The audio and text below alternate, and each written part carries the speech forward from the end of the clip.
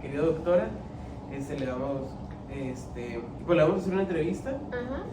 Para el registro. Usted es la maestra Azuara Álvarez Lucía. Sí. Qué buena onda. No te lo sabes. Tengo entendido que es enfermera. Ajá. Es docente de aquí de UABC, Paz y Salud. Ajá. Y por el momento nos imparte la materia de farmacología. ¿Qué otras materias imparte aquí en UABC? Doy patología del adulto, doy microbiología. Ahorita estoy dando, bueno, ahorita no la estoy dando, pero otros semestres tengo salud mental y psiquiatría, geriatría, y son las que más frecuente doy. ¿Cuántos años lleva aquí ya aquí dando clases? Aquí en UABC voy para 4 años. ¿Y por fuera ha dado más clases? Ajá, yo soy de San Luis Potosí, no sé si ubican San Luis, está allá a un ladito de Veracruz. Sí, en la esquinita. Es el que parece así como un perrito. El perrito, sí, ese mero, ajá. Y allá yo estuve cerca de 5 años también de docente en la facultad de enfermería también. Y bueno, ya de allá, pues yo vine para acá. Digamos que tengo los 5 de allá más casi 4 de aquí. ¿Cuál ha sido la materia que más te ha gustado en todo este tiempo? ¿Aquí o allá? O en la que sea. En la que sea, en la que sea. Aquí yo creo que Pharma es como mi hit por digamos como el background que tengo, estudios así, posgrado, etcétera, y neuro es como la de salud mental y desarrollo también por mi, pues digamos por mi perfil. Se me había olvidado mencionar, pero usted tiene una página, ¿no? de divulgación científica. Ajá. La histamina. Esta vale. Ya. Síganme. En Facebook, Instagram y ya, ¿no? O en TikTok. y TikTok. Ajá. Sí, había ya escuchado usted de un semestre anterior, pero no sabía que usted era la que manejaba. Yo creí que era un estudiante de enfermería. Cuando dijeron, Oh. es que una enfermera. Y dije, pues un estudiante, pero no sabía que era usted. Pues, ¿cómo le ha parecido manejar una página de divulgación científica? ¿Cuál es su meta realmente? Fíjate que yo creo que para las personas que nos gusta la divulgación es como acercar un poquito las cosas que a veces se ven como complicadas, hablando de ciencia, a las personas en general, y también un poco, en mi caso, a los estudiantes, a ustedes como estudiantes. A veces cuando vemos la ciencia, la farma, por ejemplo, la patología en clase, por el contexto en el que estamos, a veces es como complicado. Siento que a veces es mucha información, muchas cosas muy teóricas a veces, o sentimos por el ambiente un poco como presión de aprender algo, y el objetivo de la divulgación es como tratar de facilitar ese acceso al conocimiento, que sea más sencillo, puntos clave, tips, cosas así, pero que vayan dejando algo, ¿no? Una enseñanza, un aprendizaje a ustedes y en general a cualquier persona. El objetivo de la divulgación es que cualquier persona obtenga un conocimiento nuevo de algo de ciencia y pues vaya como medio familiarizándose con un contexto, ¿no? Científico. ¿A usted personalmente qué la motivó a estudiar enfermería y a ser docente de UABC? Como llegué a estudiar enfermería fue pues como medio azaroso, no fue precisamente lo que yo tenía planeado, digamos. Se dio por ciertos contextos, quería realmente hacer algo muy diferente, nunca pensé como tal ser enfermero, quería ser físico, y no sé, por ahí empezó la parte de la salud y luego se dio la enfermería y digamos me quedé, se me hizo como interesante, y docencia siempre me gustó. Desde que estaba en la carrera, pues ya ven que luego nos toca la exposición, sí, ¿no? Me gustaba mucho exponer y dar clase, y era como de las personas que me gustaba, si alguien me decía es que no le entiendo aquí, tratar como de explicarle, y luego hacía como diagramillas, cosas así, ¿no? Y como que empecé a descubrir que me gustaba esa parte, ¿no? Como de la enseñanza. Entonces ya cuando egresé, dije yo voy para allá, ¿no? O sea, investigación y docencia era lo que yo, digamos, me delineaba. ¿Y cómo se convirtió docente aquí específicamente de UABC? De UABC. Salió una convocatoria hace pues ya casi 4 años, donde estaban buscando docentes para el área de enfermería, Y entonces pues mandé mi CV, por ahí una persona me hizo favor de pasarme la convocatoria. En ese entonces yo estaba ya en la Universidad de San Luis Potosí. No era profesor tiempo completo, ya era de asignatura. Entonces, cuando llegó la convocatoria, pues mandé CV y así, todo lo demás. Y pues ya me solicitaron, me hablaron, apliqué y pues acá andamos. ¿Cómo, bajo su experiencia en docencia y enfermería, cómo cree que influye la sociología médica en su práctica? Sociología, ando bien mal en ese rollo. Explícame sociología. ¿Cómo no sé? Es el estudio que, bueno, estudia los problemas, pero en cuanto a una sociedad. Es como cómo se abarcan los temas de salud en la población, cómo son las interacciones que las personas tienen con esta información, o si hay interacciones entre las personas que afectan directamente al tema de la salud. Un ejemplo es como la violencia entre Las prácticas éticas. Ok, ajá. Bueno, yo creo que de acuerdo al contexto que ustedes me dan, la sociología pues es más bien el ambiente de la salud es muy importante dentro de la sociedad. Entiendo que más o menos es verdad, o sea, salud es dentro de la sociedad, no al revés. Bueno, también se podría al revés, ¿no? Sí, realmente para la salud se necesita la sociedad. Pues sí, y al no, revés. pues ¿cómo? Pues sí, suena lógico. Ajá. A lo que voy es, todos los determinantes sociales, como el ejemplo que das tú, violencia, diversidad sexual, la parte de población vulnerable en general, pues claro que impactan mucho los servicios de salud. Primero, por ejemplo, nosotros como profesionales tenemos que orientarnos y saber el contexto social de nuestro paciente. Entonces, a partir de ahí poder brindar un cuidado, tratamiento, intervención dentro de ese contexto social de nuestro paciente. Porque, por ejemplo, si tenemos alguna situación en la cual mi paciente, ya sea por su tipo de religión o por sus creencias, no podemos hacerle algún procedimiento, pero nosotros estamos convencidos que sí lo tenemos que hacer, pero mi paciente, por su contexto social, no lo permite, pues nosotros tenemos que, de alguna manera, respetarlo. Claro que es un conflicto para nosotros porque, por ejemplo, en una situación en la cual eso depende de la vida de mi paciente, pues ¿cómo tratar de convencerlo? Entonces, nuestro ambiente, el contexto en el que nosotros vivimos socialmente hablando, pues va a influir también nuestra práctica y cómo se comporta nuestro paciente, y también en el estado de salud del paciente, porque también por su contexto, pues ya trae una cierta situación patológica o no,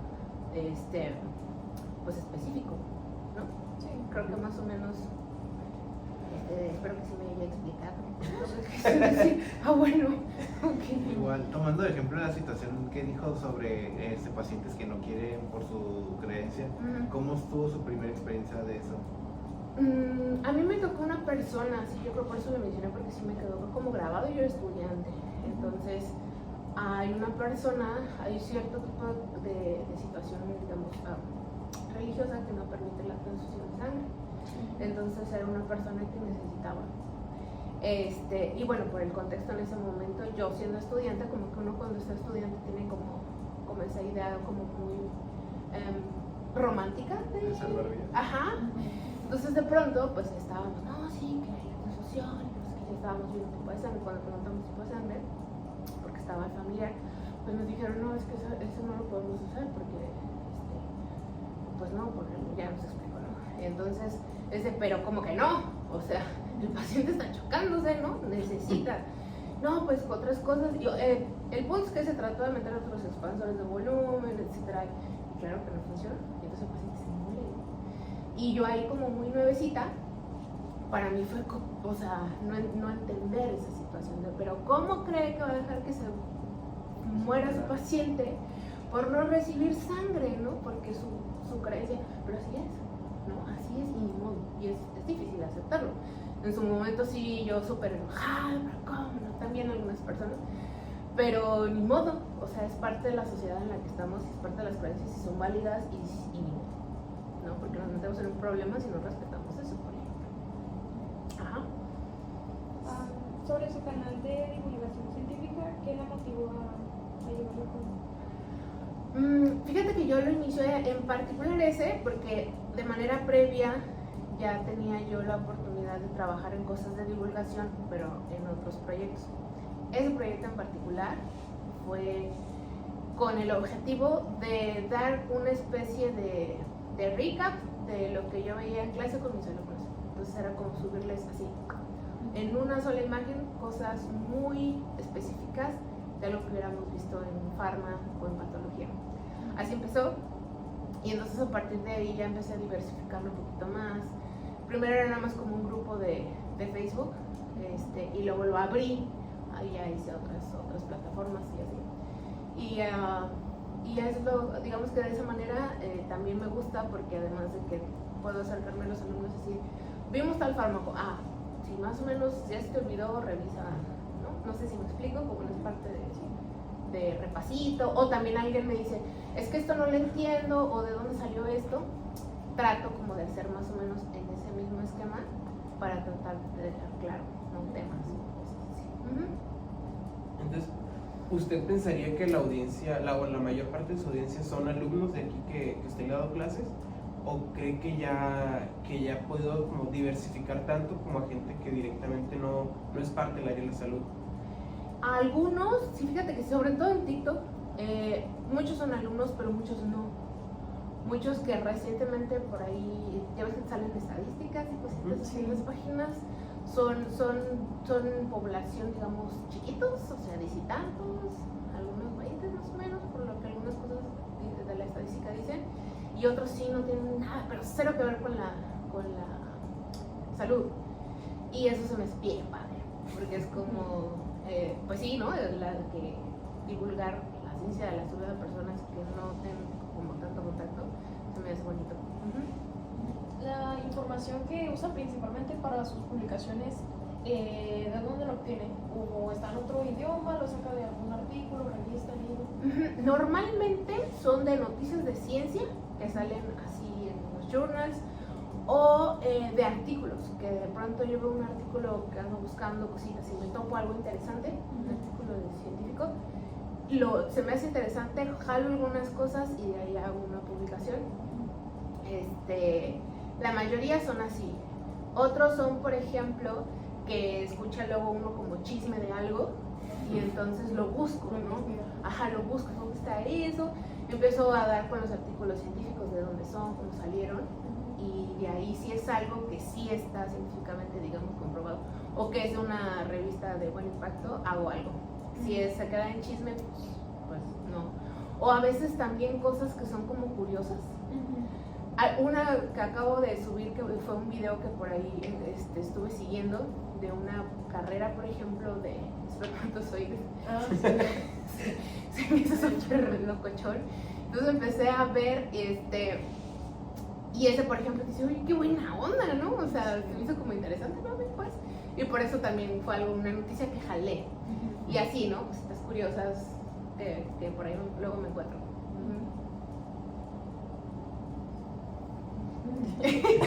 ¿Sabes como las mismas estrategias que, porque me imagino que a pesar, además de su objetivo, que es divulgar la información como de salud científica, también es como solamente esta parte de tener que como atraer a la audiencia, ¿no? Enfocarla, de divertirla en lo que cada caso, para que como que sea más dinámico, más didáctico.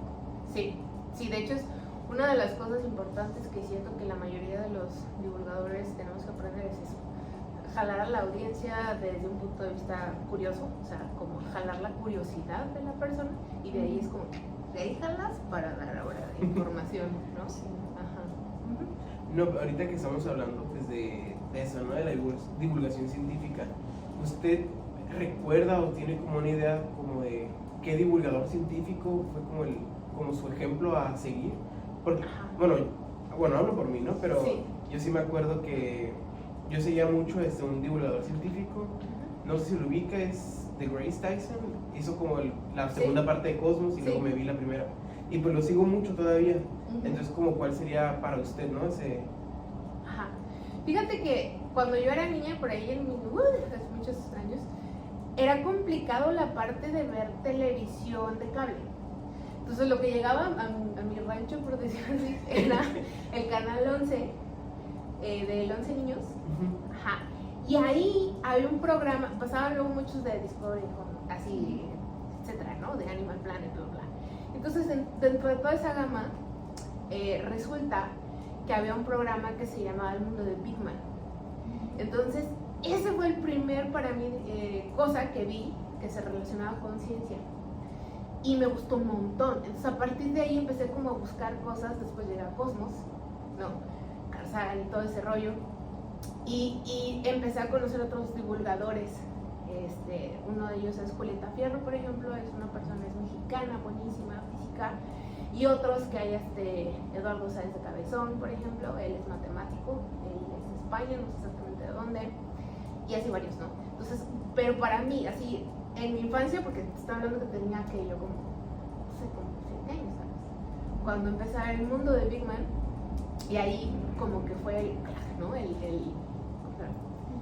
Como el que... Chispazo. El chispazo, ajá, para que yo buscara otras cosas. Porque no era tan fácil buscar cable o cosas así, sino era como revistas, libros, cosas que luego empecé a buscar para... Que te digo que después me encontré Cosmos, ¿no? Sí, buenísimo también. ¿Ha habido algún tema en Pharma que se le haya quedado muy marcado? O sea, no sé si por alguna como experiencia propia que le haga decir que fue muy raro, difícil o duro, o porque simplemente le recuerda mucho.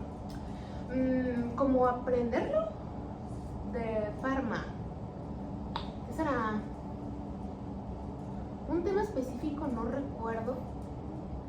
Por ejemplo, de un fármaco o algo así. No me acuerdo que me hubiese sido así como difícil o complicado. O sea, claro, tiene su complejidad, pero que lo recuerde como así, no. Un tema específico, no. Creo que no. Usualmente como hay, bueno, es que recientemente en teoría, por el doctor Mora nos dejaron un ensayo sobre la talidomida, el medicamento, el impacto que tuvo en las embarazadas. Okay. Y ahí es nuevamente donde estamos como en ese tema de la sociología con la medicina, porque la talidomida como fármaco no era para las embarazadas, pero sí, como tal se sigue usando, ya no en otras cosas, pero ya no en estas mujeres. Pero pues mismamente es como el impacto que tuvo en la población, las consecuencias, todo el problema ético que hubo de los países que luego aumentaron sus regulaciones y todo eso. Entonces sí es como que usted opina que hay como que ese dilema entre hacer caso a temas éticos, morales y los de la salud, como de el pensamiento científico y lo que existe moralmente, como siempre existe como muchos debates que como el aborto. ¿Usted opina que eso es como muy importante para nuestra sociedad o simplemente es como el dilema de siempre? O sea, esa dinámica de la parte ética siempre ha estado muy, o sea, como topando mucho con la parte científica, porque a veces la parte científica suele ser como muy lineal y recta y como más fría, por decir de alguna manera. Y evidentemente todo el contexto social pues toma todo lo de alrededor, ¿no? Siempre ha habido, creo yo, como una confrontación. A lo que voy con esto es, algunas veces es complicado encontrar el equilibrio porque muchas veces las personas o sea, los científicos que se encargan del desarrollo, por ejemplo, de este tipo de fármacos y otros, muchas veces su idea es curar algo, ¿no? Por ejemplo.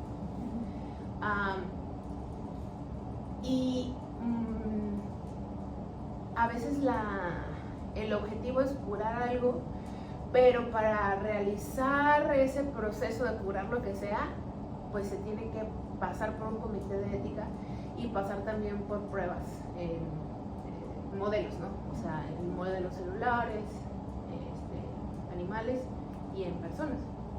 Entonces eso envuelve un contexto bioético que a veces a algunos científicos cuesta como un poco de trabajo seguirlo como tal, porque así como de, es que yo voy para allá, ¿no? O sea, y voy para allá, pues sí, pero tienes que pasar por ciertas regulaciones y en un contexto social, porque pues no es, o sea, ese fármaco se va a aplicar a una persona, ¿no?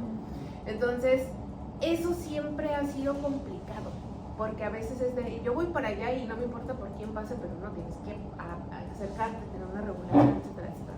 Entonces, yo creo que ese dilema siempre se va a encontrar, y eso ha llevado a que pueda existir hasta como medio un poco de choque, digamos, entre ambas perspectivas.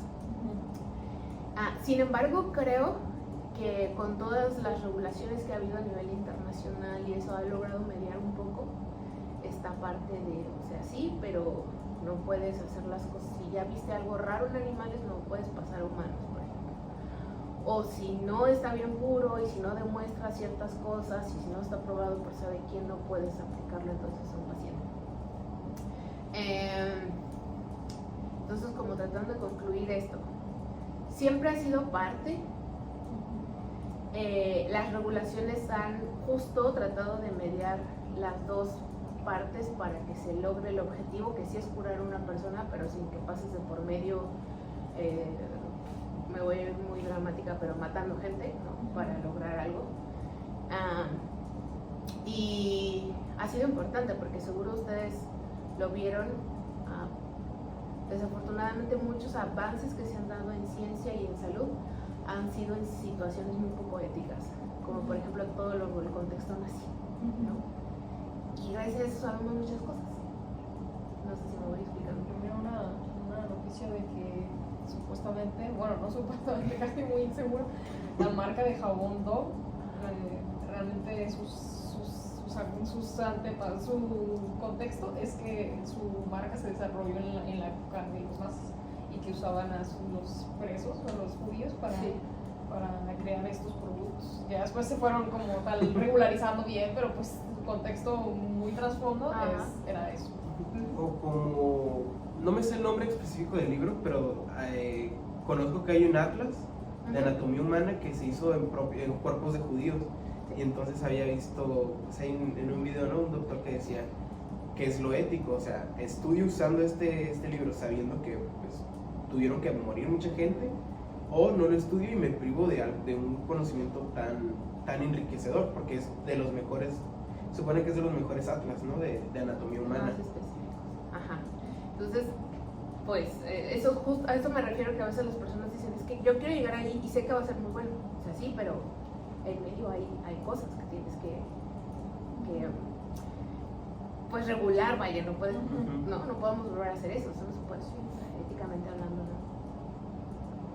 Pero igual bueno, en mi opinión, yo siento que como en el caso del Atlas, yo opino que si ya se hizo, si ya realmente ya pasó, no se puede hacer nada y al fin y al cabo tu finalidad no es maligna. Sí. Yo siento que pues ahí es como cuestión ya moral de uno propiamente y decir, voy a dejar de lado, pues no como olvidar lo que pasó, sí, claro. pero pues simplemente guardar respeto y pues usarlo para un bien mejor. Y pues ya. Sí, esa parte está interesante y ahorita que ustedes están hablando de sociología, y eso está perfecto, ¿no? Lo que tú dices, pero a lo mejor poniéndonos en el contexto de la familia, de las personas que estuvieron ahí, para decir, o sea, es que este cuerpo fue de mi abuelo, por ejemplo, ¿no? Sí. Y entonces el hecho de que ese cuerpo ande por ahí vagando, pues también está la otra parte. ¿Sí me explico? Eso es justo lo difícil.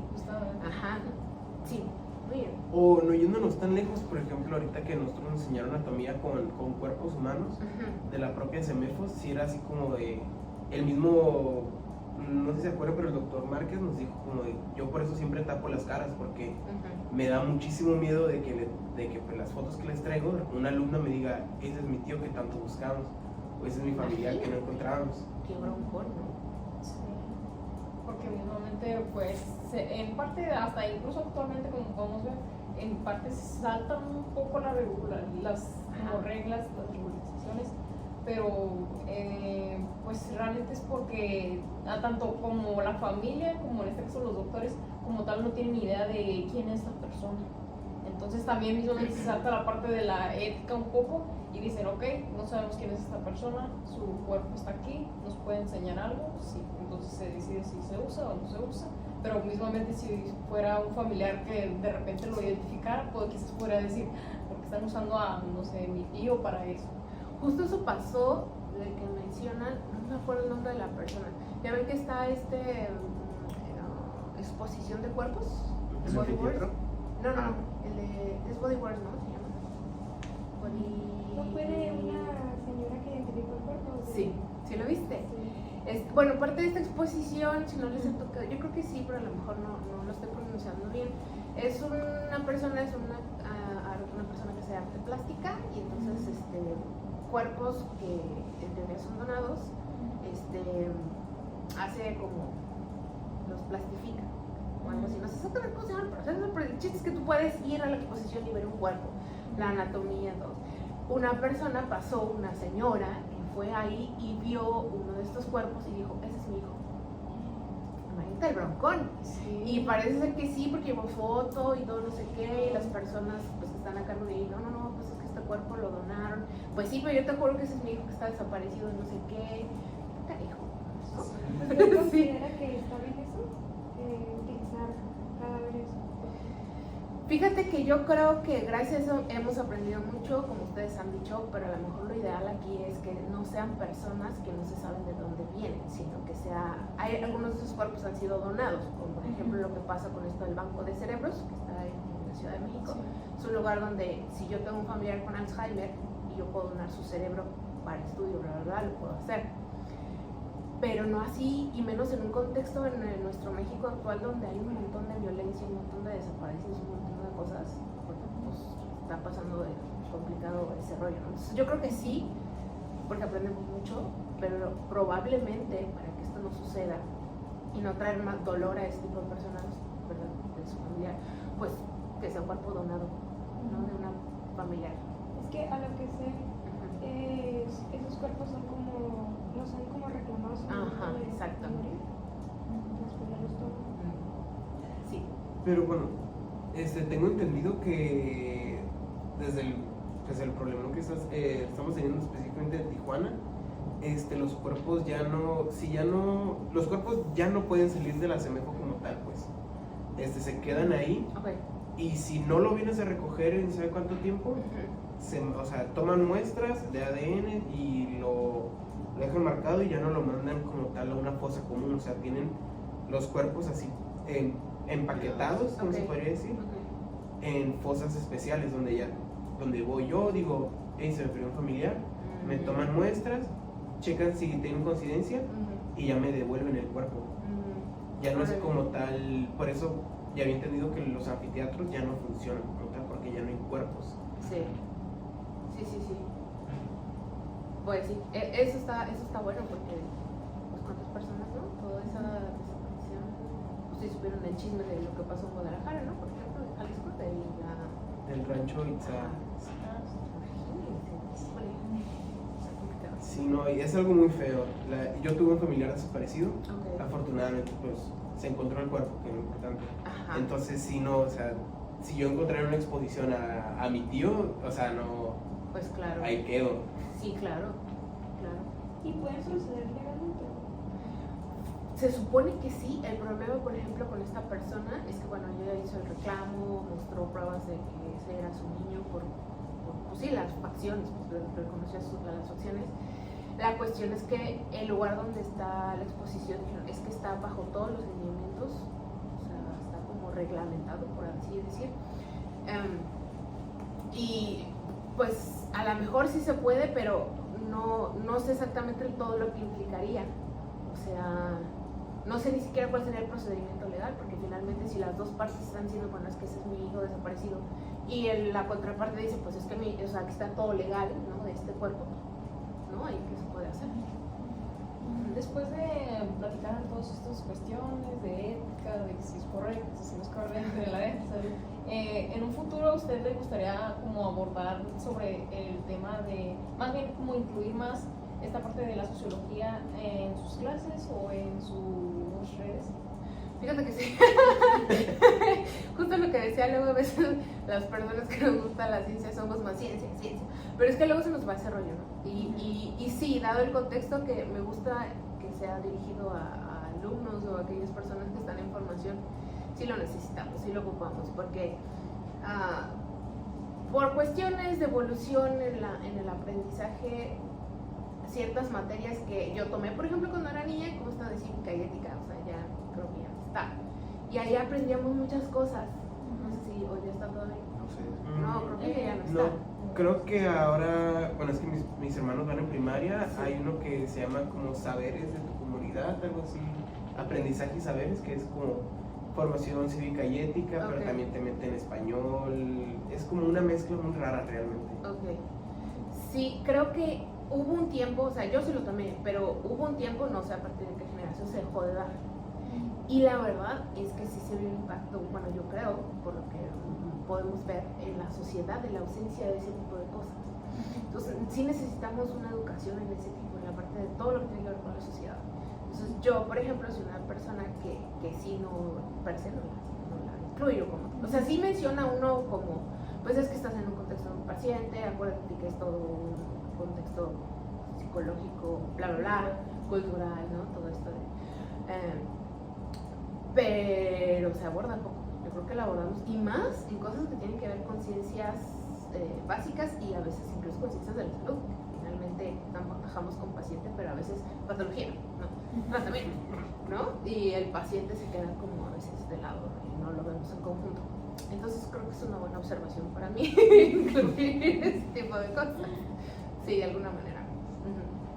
Sí, pues bueno, terminando ya, pues considero que es muy importante, ¿no? Porque ¿en qué semestre vamos? Ya estamos viendo pacientes y apenas estamos llevando una formación sobre esto en sociología. Entonces, pues sí es algo que le está fallando realmente a la universidad. Sí, porque desde mi opinión se me hace como que medio muy pobre que veamos, por ejemplo, tenemos algo sobre ética, ¿no? En sexto, séptimo. Porque van a ver como algo de investigación seguro. Ajá, también pues, sobre cómo qué hacer en situaciones como la que mencionó al inicio de que un paciente que creo que es testigo de Jehová, que no quiere ver transfusión de sangre, hablar sobre esos temas y también sobre cómo hablar con el paciente, pero siento que no se abarca mucho sobre eso en casi toda la carrera. La ética es algo que nos está fallando realmente, porque hay muchas personas que sí dices, no tienen la ética para esto, salte. Sí, Tienen el perfil de un doctor, pero no la ética. sí, y ha tocado, a mí me ha tocado también, personas que dicen, no manches, que es buenísimo, o sea, casi que nomás lee los laboratorios, ve la semiología del paciente y te da el diagnóstico clínico súper certero, pero el trato con la persona, súper grosero, por ejemplo. El doctor Muchos se creen así, pues, y no, así no funciona, estás con personas y ni modo, tienes que aprender. Sí, sí nos falta. Bueno, profesor, le agradecemos mucho que nos haya dado su opinión y su visión sobre todo. Estuvo demasiado divertido y padre. Enriquecedor. Enriquecedor, vaya. Vale la redundancia, perdón por la palabrota, compañero. Sí, nos gustó mucho su opinión sobre la sociología y cómo pudimos relacionarlo con la farmacología. Pues que bueno, en realidad a mí me gustó mucho porque la